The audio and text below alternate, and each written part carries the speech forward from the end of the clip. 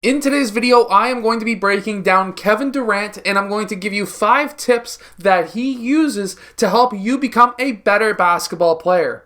If you're looking to play very similarly to Kevin Durant or attack the basket similarly to Kevin Durant, this is definitely a video for you. Okay, so in this first clip, what we're seeing is Kevin Durant attacking the basket, doing a quick behind-the-back snatchback for a 3-point shot. There is something that he does here that is extremely amazing that basically breaks this player's ankles. And that would be when he does this snatchback, he uses a chicken wing to be able to create space. And what I mean by that is when he takes this last big step, for one big step, get that step in front of that defensive player, and that last dribble also needs to be super strong so that you can, of course, bring it a bit wider, maybe a bit higher, to be able to make this player think that you're going to be doing a crossover towards this side. That way, you can do that snatchback, but also watch this chicken wing right here where he brings the elbow forward slightly. This is usually not caught by the referees and can help create space.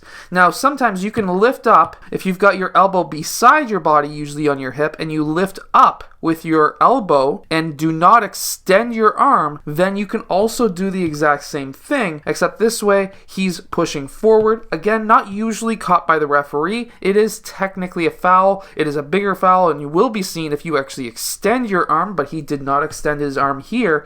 He did that snatchback, and then of course he went for a shot. So here, what else does he do? He does a quick jab that makes this defender take a step towards the baseline. When that happens, Kevin Durant, he attacks the basket with 2 dribbles. That is important. He used only 2 dribbles. You want to limit your number of dribbles. I always like to say try to limit it to 1 if possible, but 2 is okay. He then angles his body so that he is square towards the basket when he is attacking. This basically, even though there is a space between him and his defender, normally if your defender was on you, you would want your shoulder essentially in front of their shoulder. But if that defender's messed up and he's giving you some space, you need to basically face the rim and create that lane for yourself to take. That way he can't cross in front of it without it being a foul. You have the angle, which means that you can go straight to the rim, and of course if you can dunk the ball. Also, Kevin Durant is a willing passer,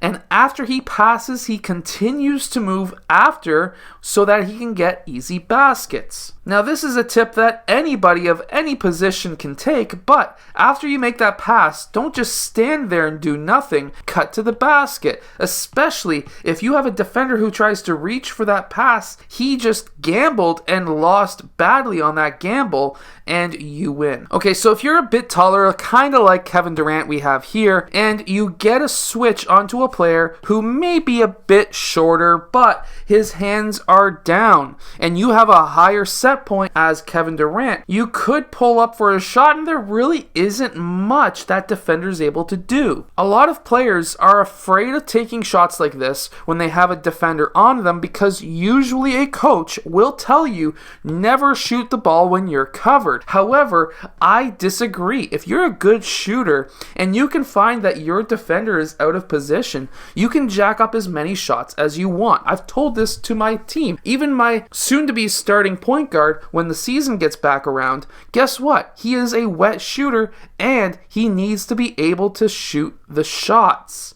And 100%, if you know who you are. If you are in this position, I know you're a point guard and not a small forward, power forward like Kevin Durant, but if you get a switch and their arms, or even without the switch, their arms are down to their sides, pull up for the shot. You have a good shot, you need to take it. The defender's out of position, he's not going to be able to block you. Keep in mind that it's not all about scoring either. So here we have Kevin Durant attacking the basket and then kicking that ball out for a wide open 3-point shot for his teammate. Now, why is this important? Well, again, when you're attacking the basket, if you've drawn in multiple defenders, being underneath / behind the basket, as we see Kevin Durant is right now, gives you a different angle to see the court. And if you've drawn in multiple defenders, you need to be able to find players out on the perimeter, because now there's 4 players in that small vicinity. You are in a position here where you can see the whole court, but from the opposite angle, which then allows you to find players who should be wide open,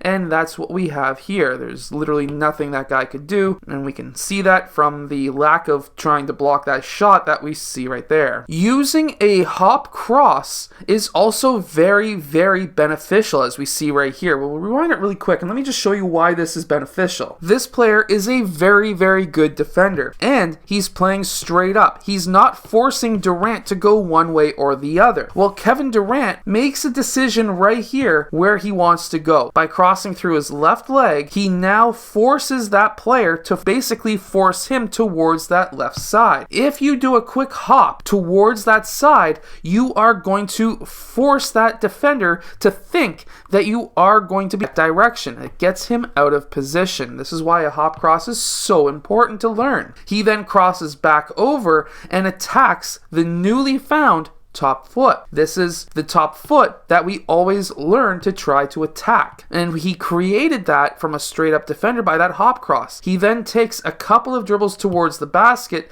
shot fake, gets that player out of the way so that he can now take that shot. But this was all started way back when his defender was playing him straight up, and you always want to establish a top foot as an offensive player so that you can attack it. And doing a quick hop cross creates the ability to establish a top foot for the defender, and then you can attack that top foot and get position. This is a very good move and a very simple move that you can use. And then when you're on a fast break and you've got a player in front of you, a Euro step can be very useful, but you can use a veer step as we see here. And when you're doing this, keep that ball up high above your head. Get that foul call. Here, he didn't get a foul call by that referee. However, he did get it from another referee from a different angle. However, if he kept the ball down here, he would have not been able to get that foul call. However, by keeping the ball up high, getting his elbows out as we see here, this then gets that defensive player to be out of position so that now you can draw that foul